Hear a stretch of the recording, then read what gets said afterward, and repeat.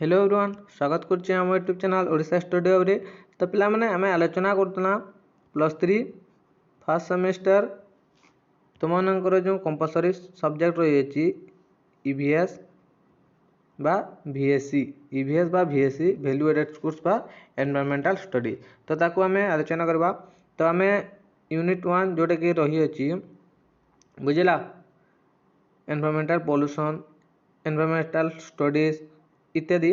तो आमे दुईटी क्लास सरी जाइए जो मैंने देखने प्लेलिस्ट को विजिट कर आमे 1 मार्क जो सिलेक्शन क्वेश्चन मैंने रही है भी आमे आलोचना कर सारी एटा भी प्लेलिस्ट रही है। तो आज आम 2 मार्क जो रही है सिलेक्शन क्वेश्चन ताकू आमे आलोचना करबा।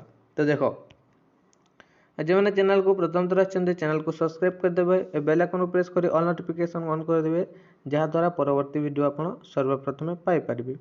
तो देखो पिला माने आरंभ करबा। परिवेश तो परिवेश क्या कहुए पिला माने परिवेश क्या कहुए। तो देख जीवर चतुर्पार्श्व अर्थात आम चतुर्पार्श्व घेरी रही समस्त जैविक और अजैविक उपादान गुड़िकर उपस्थिति एवं यार सामयिक प्रभाव को परिवेश बोली कहुए। तो बुझेल एटा देख जीवर जो चतुर्पार्श्व घेरी रही समस्त जैविक बा अजैविक जीवित बा अजैविक उपादान गुड़िकर उपस्थिति और यार सामयिक प्रभाव को परिवेश बोली कहुए। बुझेगा नेक्स्ट परिवेश को साधारणतः केते भाग में विभक्त करा माने। तो देख परिवेश को साधारणतः भौगोलिक दृष्टिकोण रू 2 भाग में विभक्त कराई गोटे हूँ प्राकृतिक परिवेश आ गोटे हूँ मानवीय परिवेश। बुझेगा तो दुईटी परिवेश गोटे हूँ प्राकृतिक परिवेश आ गोटे हूँ मानवीय परिवेश। तो प्रथम आम देखा प्राकृतिक परिवेश। तो प्राकृतिक परिवेश क्या कहुए पिला माने। तो प्रकृतिर अवस्थान को नहीं उपादान गुड़िकर स्थिति एवं अवस्थिति यार प्रभाव को प्राकृतिक परिवेश बोली कहुए। तो प्रकृतिर जो अवस्थान को नहीं उपादान गुड़िकर स्थिति एवं अवस्थिति यार प्रभाव को प्राकृतिक परिवेश बोली कहुए। यथा अश्ममंडल बारीमंडल वायुमंडल और जीवमंडल ये जो 4टी मंडल को नहीं प्राकृतिक परिवेश गठित होइछि। बुझेगा तो ये आम देखा कौन मानवीय परिवेश। तो मानवीय परिवेश देख पिला माने मानवीय परिवेश क्या कहुए। देख मनुष्य निजर सुख स्वाच्छंद्य और विकास रे व्यवहार करने जो परिवेश सृष्टि करते ताहाकू मानवीय परिवेश बोली कहुए। तो मनुष्य निजर सुख स्वाच्छंद्य और विकास रे व्यवहार करने जो परिवेश सृष्टि करते ताहाकू मानवीय परिवेश बोली कहुए। मनुष्य निजे से परिवेश को सृष्टि करते से मानवीय परिवेश बोली कहुए। बुझेगा नेक्स्ट परिवेश शिक्षार 2टी लक्ष्य लेख। तो परिवेश शिक्षार 2टी लक्ष्य हूँ देख पिला माने। तो प्रथमटी हूँ परिवेश संपर्क में लोक मानकर दृष्टिभंगी रे परिवर्तन आनिबा एवं परिवेशर सुरक्षा क्षेत्र में अंशग्रहण निमंते लोक मानकु शिक्षा देवा। तो क्लियर हल परिवेश संपर्क में लोक मानकर जो दृष्टिभंगी रे परिवर्तन आनिबा पिला माने एवं परिवेशर सुरक्षा क्षेत्र में अंशग्रहण निमंते लोक मानकु शिक्षा देवा। ठीक सेमती नेक्स्ट पॉइंट रही लोक मानकु परिवेश सुरक्षार कौशल संपर्क में शिक्षा देवा। देख लोक मानकु परिवेश सुरक्षार कौशल संपर्क में सुरक्षा देवा। तो नेक्स्ट प्रश्न रही जोटे कि परिवेश शिक्षार उपयोगिता कौन। तो परिवेश शिक्षार उपयोगिता कौन। तो परिवेश शिक्षा प्रदूषण जनित समस्यार समाधान पर साहाय्य करते पिला माने। आवर्जना निष्कासन खणीय अंचल परिवेश असंतुलन सृष्टि जल विद्युत प्रकल्प आदिर समाधान पर जनसचेतनता जागृत करिथाय। क्लियर लड़ा नेक्स्ट प्राकृतिक संबल कहले कौन बुझ। तो प्राकृतिक संबल कहले कौन बुझ पिला माने। देख प्राकृतिक परिवेश रु मिलुथिबा विभिन्न उपादान गुड़ी को प्राकृतिक संबल बोली कहुए। तो देख प्रकृतिर परिवेश रु मिलुथिबा विभिन्न उपादान गुड़ी को प्राकृतिक संबल बोली कहुए। प्रकृतिर जोटा मिलता है ताहाकू प्राकृतिक संबल बोली कहुए। एग्जांपल अरण्य मृत्तिका जंगल खनिज पदार्थ इत्यादि एटा हूँ सब प्राकृतिक संबल। बुझिला नेक्स्ट नवीकरण योग्य संपद क्या कहुए पिला माने। तो देखो मोस्ट इंपोर्टेंट क्वेश्चन पिला माने हाथ छड़ा करो नहीं। तुम एग्जाम रे निहाती क्वेश्चन माने पड़िबो बुझिला। देखो नवीकरण योग्य संपद काहाकू कुहाजे। तो जो सब प्राकृतिक संपद को बारंबार व्यवहार करने परे जो सब प्राकृतिक संपद को बारंबार व्यवहार करने परे मध्य यह क्षय न होई प्रक्रियाकरण माध्यम पुनः अवस्था को फेरी आसे ताहाकू नवीकरण योग्य संपद बोली कुहाजेते बुझिला। देखो जो सब प्राकृतिक संपद को बारंबार व्यवहार करने परे मध्य क्षय होई न थाए ताहा क्षय होई न थाए ताहा प्रक्रियाकरण माध्यम पुनः अवस्था को फेरी आसी ताहाकू नवीकरण योग्य संपद बोली कुहाजेते।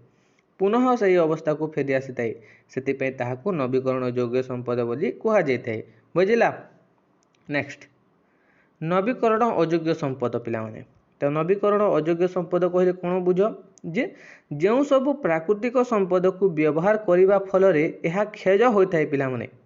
तो नवीकरण अयोग्य संपद जोटा कि क्षय होता है एवं नूतन भाव सृष्टि हो पारे नाही ताहाकू नवीकरण अयोग्य बोली कुहाजेते। तो नवीकरण योग्य संपद रे कौन होता है पिला माने जे जो सब प्राकृतिक संपद को बारंबार व्यवहार करने परे मध्य ताहा क्षय न होता है एवं प्रक्रियाकरण माध्यम पुनः अवस्था को फेरी आसी ताहाकू नवीकरण योग्य बोली कुहाजेते।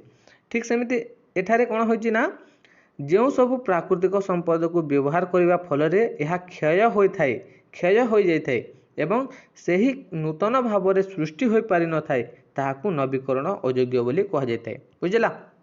जो पुनः अवस्था को फेरी आसी पारि न थाए सेतिपय ताहाकू नवीकरण अयोग्य बोली कुहाଯାଇଥାଏ। तो बुझिला बे।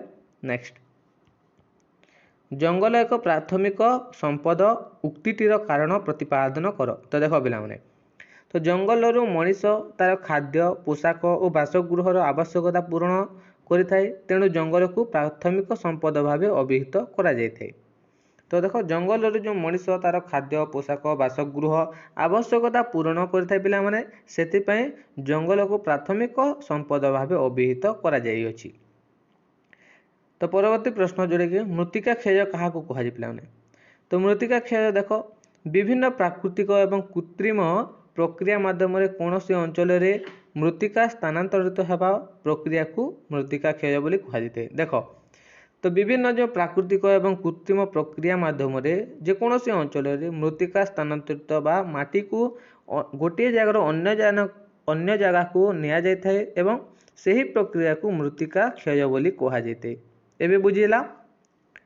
देख नेक्स्ट 12 नंबर मृत्तिका संरक्षण दुईटी उपाय लिख। देख तो प्रथम पॉइंट होची जे अधिक रु अधिक वृक्षरोपण करने एवं घास गछर उन्नति द्वारा मृत्तिका क्षय को रोका जाई पारिबो एटा होची गुटे उपाय। नेक्स्ट झरणा नदी समुद्र कूल रे थिबा मृत्तिका क्षय को रोकिबा पई बहलिया एवं ओसारिया बंध निर्माण करने उचित एटा गोटे उपाय बुझिला। तार दुईटी उपाय एटा। नेक्स्ट सामाजिक वनीकरण कहले कौन बुझ पिला माने। तो सामाजिक वनीकरण कहले जे समाजर चाहिदा पूरण करने निमंते स्थानीय लोक माननकु एकत्रित कराई सेमानंक द्वारा जंगल सृष्टि करी आवश्यकता अनुसार जंगलजात द्रव्य उत्पन्न करने व्यवस्था को सामाजिक वनीकरण बोली कहिथे। तो देख ये जो समाज रे चाहिदा पूरण करने निजर स्वार्थ पूरण करने स्थानीय लोक माननकु एकत्रित कराई सेमानंक द्वारा जंगल को सृष्टि कराई थांती एवं आवश्यकता अनुसार जंगलजात द्रव्य उत्पन्न करने व्यवस्था को सामाजिक वनीकरण बोली कहुए बुझिला। नेक्स्ट शक्ति संबलर मुख्य उत्स गुड़िक संपर्क में आलोचना कर। देख शक्ति संबल कौन कौन पिला माने जे कोयला खनिज तैल प्राकृतिक बाष्प एवं विद्युत शक्ति यथा तापज विद्युत शक्ति जल विद्युत शक्ति एवं आणविक विद्युत शक्ति इत्यादि शक्ति संबलर प्रधान उत्स अटे एटा गुटे बुझिला। नेक्स्ट जंगल और वन्यजंतु मानकर संरक्षण निमंते केबे और क्यों संविधान संशोधन आईन रे व्यवस्था मान रही अछि। देख पिला माने 1976 मसीहा 42तम संविधान संशोधन आईन बल संविधान रे चतुर्थ खंड रे राष्ट्र नियामक तत्पर 48 क धारा रे संयोग करा जायछि जे जेउथिरे राज्यगुड़िकर देशर जंगल संपद एवं वन्यजंतु संरक्षण निमंते आवश्यक परिवेश सुरक्षा उन्नति विधान निमंते प्रचेष्टा करेंगे बोली व्यवस्था रही अच्छी। 1976 मसीहा 42तम संविधान संशोधन आईन रे बुझला। नेक्स्ट धीर मृत्तिका क्षय कौन देख पिलाने। तो देख पिलाने जो प्रकार मृत्तिका क्षय प्राकृतिक उपाय होता है एवं मनुष्यर बिना हस्तक्षेप मृत्तिका गठन हो परिवेश संतुलन रक्षा होता है ताकू धीर मृत्तिका क्षय बोली कहुए बुझला। नेक्स्ट त्वरान्वित मृत्तिका क्षय कहले कौन बुझ। तो मृत्तिका क्षयर परिमाण यार गठन होगा परिमाण ठारू अधिक हेले यहाको त्वरान्वित मृत्तिका क्षय बोली कहुए। तो यह एक मनुष्यकृत मृत्तिका क्षय अटे कौन त्वरान्वित मृत्तिका क्षय। नेक्स्ट रही सस्पेंशन क्या कहुए देख शुक्ल अंचल जो गछपत्र न थाए एवं मृत्तिका बालिया होता है सेठारे पवन